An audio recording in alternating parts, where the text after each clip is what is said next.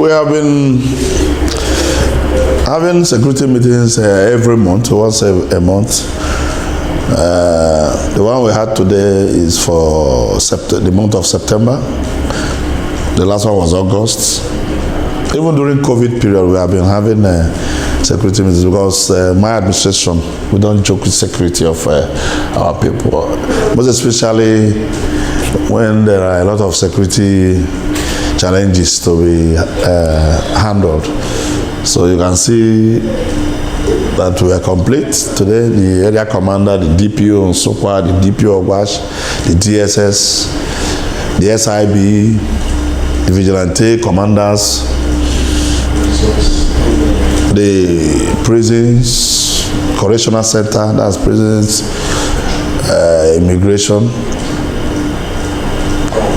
drug, NDLA. So the OBs, representative of the OBs, the chairman of Traditional Council Committee in Aniocha South, the OB of Ejeme, the OB of Obolono, the OB of Ewulu, the chiefs from Awashuku. So we had to meet to parley with the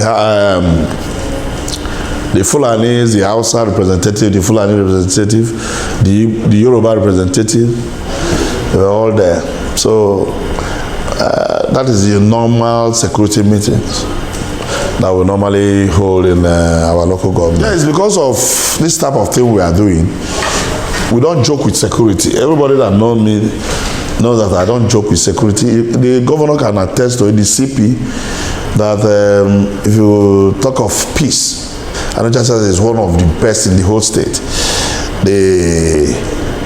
The way we manage the DPOs, the area commander, the way they manage our vigilante, we formed it, we trained them, and we put them under the control of the police.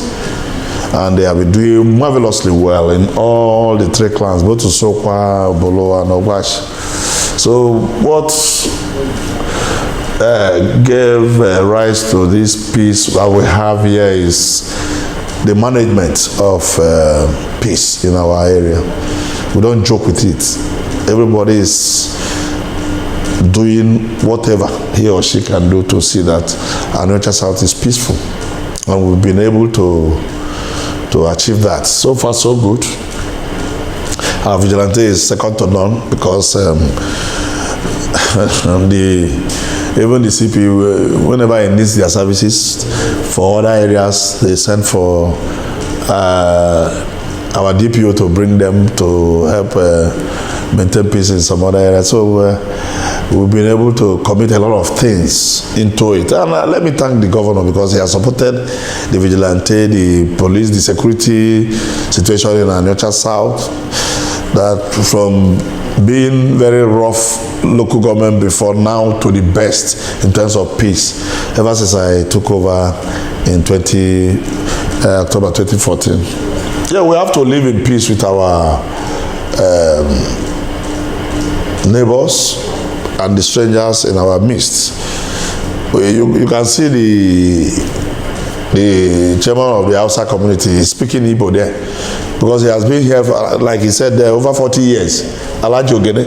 Then you can see Garuba, the chairman of the Fulani community. We have been living together. So anytime we have any issue, we have to come up immediately with a solution on how to solve it. And I think we have been able to douse the situation.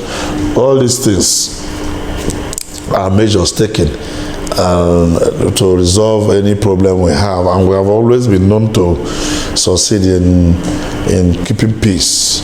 Then you can see the kidnapping is almost zero in our area. The robbery, it's not tolerated because the police and the vigilante, they are very, very hardworking people, both to Bulwagwa and Sokwa. So we have been blessed with men and women that don't joke with anything that has to do with security in our local government. You can see in the security meeting today, you see the chairman of Anti-Court, Aniocha South, he was there and he spoke how we have been able to work with the DPO, the security agencies, and say that we don't tolerate any cult-related activities here.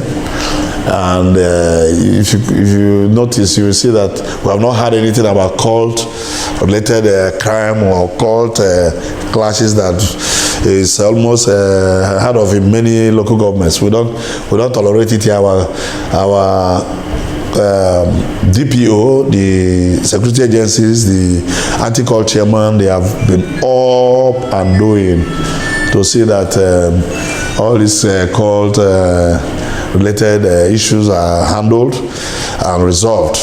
We don't tolerate it.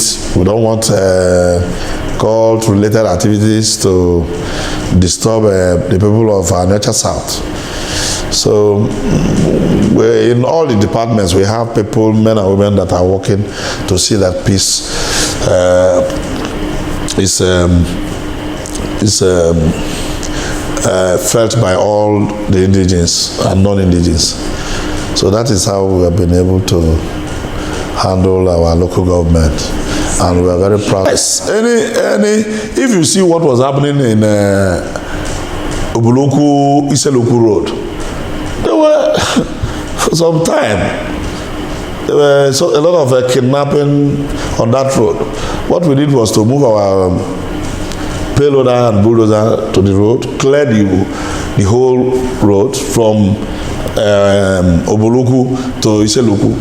And that, I can tell you, and we positioned our vigilante men there. And since how many, we have not heard of anything about kidnapping anymore. Then you talk about Ubuluku again to Obio. We moved our payloader, our bulldozer, cleared the two sides of the road, made it impossible for kidnappers to do whatever evil they plan to do on that they've been doing on that road, and they stopped it. Recently in East Wise to Ubuluku here, we cleared both sides of the road again, because we heard of one incident which we later found out that it was not a fact. We found out that it was just rumor. People were talking something happened to a young girl. We were looking for the girl. We were not able to see anything. So, but we still cleared the road. Then the Polytechnic Road, you can see, cleared, because it helps a lot. If there are bushes on the road, that gives the kidnappers opportunity to commit whatever crime they intend to do. But we don't tolerate that. Anywhere we have that problem on the road, we move in our machines there to clear them, and that gives us a lot of peace in our area. All those kidnappings, all those robberies, nothing, you can't hear of it anymore, just because of the way we handle security matters in Aniocha South. Yeah, because without security, there will not be development in any area. If you have security, people who wants to invest will come back. I remember when this kidnapping was on, seriously, 2015, most of our people here, they don't even come home anymore. The people that come from Lagos will go and stay in Asaba Hotel. They cannot come to their father's house because of being afraid of being kidnapped in their hometown. So when we moved in with our vigilante and the police, and the thing stopped, you see, everybody, you come to your father's house, you come and do burial, you come and do marriages, you come and celebrate without any problem. All I want is that our vigilante men and women, it is called community vigilante. It's meant to be funded by the community. So I'm appealing to our people, whichever way they are, whichever help they can give, they should come and help our vigilante in purchasing like something like a motorcycle, torchlights, even healers van. Give to them. Put your name there that you donated it. Everybody will be praying for you. So we don't joke with anything that has to do with security, because when you have those things, you stop hearing of vandalization of transformers. Look at the transformer here now in the council. A lot of our community people have been complaining for 4 months now. That is bad. You can see the BDEC manager just left my office.